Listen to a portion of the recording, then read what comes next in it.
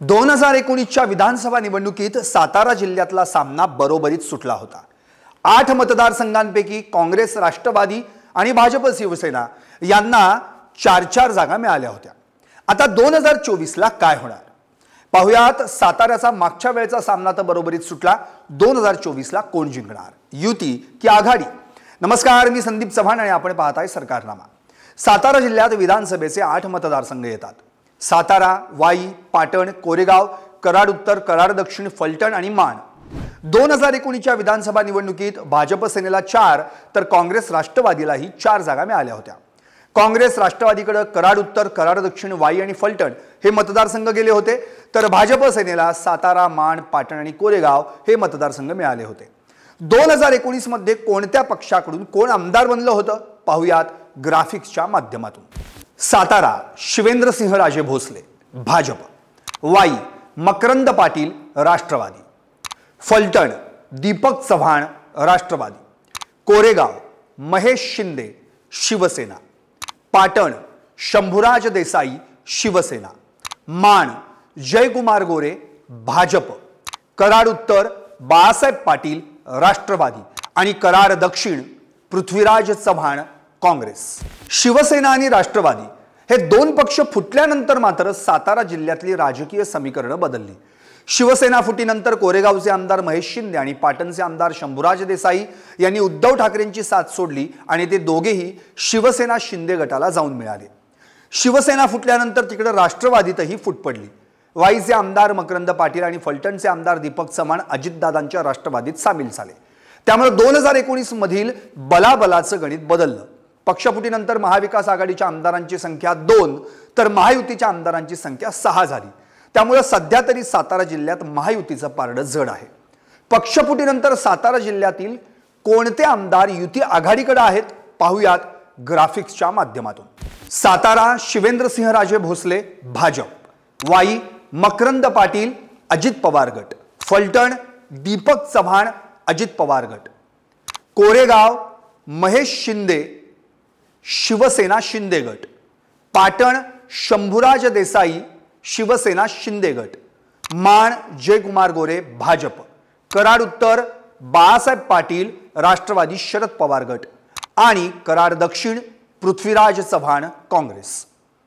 पक्षफुटीनंतर नुकत्याच पार पडलेल्या लोकसभा निवडणुकीतही महायुतीचे उमेदवार उदयनराजे भोसले निवडून आल्यानं सातारा जिल्ह्यात महायुती अधिक बळकट झाल्याचं पाहायला मिळालं। भाजपच्या उदयनराजेंनी राष्ट्रवादी शरद पवार गटाच्या शशिकांत शिंदेंचा पराभव केला आणि आपली गेलेली खासदारकी पुन्हा खेचून आणली। आता सर्वांना वेध लागले ते विधानसभा निवडणुकीचे। सातारा जिल्ह्यात महायुती आणि महाविकास आघाडीकडून मोर्चे बांधणी सुरू झाली आहे। या विद्यमान आमदारांना पुन्हा तिकीट मिळालंच तर कुणाची किती आहे ताकद पाहुयात ग्राफिक्सच्या माध्यमातून। सातारा मतदारसंघाचे आमदार शिवेंद्रसिंहराजे भोसले 2009, 2014 आणि 2019 सलग 3 वेळा आमदार, 2दा राष्ट्रवादीकडून तर एकदा भाजपकडून आमदार। वाई मतदारसंघाचे आमदार मकरंद पाटील 2009, 2014 आणि 2019 सलग 3 वेळा आमदार, एकदा अपक्ष तर 2दा राष्ट्रवादीकडून आमदार। पक्षफुटीनंतर अजितदादांच्या राष्ट्रवादीत सामील। फलटण मतदारसंघाचे आमदार दीपक चव्हाण 2009, 2014 आणि 2019 सलग 3 वेळा आमदार, 3ही वेळा राष्ट्रवादीकडून आमदार, पक्षफुटीनंतर अजितदादांच्या राष्ट्रवादीत सामील।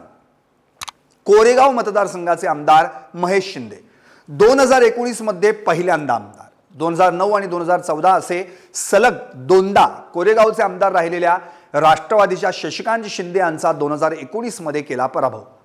शिवसेना फुटीनंतर एकनाथ शिंदेंच्या शिवसेनेत सामील। पाटण मतदारसंघाचे आमदार शंभुराज देसाई 1995 ते 2019 अशी सलग 6 वेळा लढवली निवडणूक।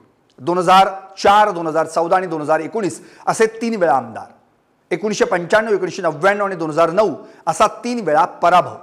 शिवसेना फुटीनंतर एकनाथ शिंदेंच्या शिवसेनेत सामील। मंत्रिमंडळात राज्य उत्पादन शुल्क मंत्रीपदी कार्यरत। माण मतदारसंघाचे आमदार जयकुमार गोरे 2009, 2014 आणि 2019 सलग 3 वेळा आमदार, एकदा अपक्ष, एकदा काँग्रेस तर एकदा भाजपकडून आमदार।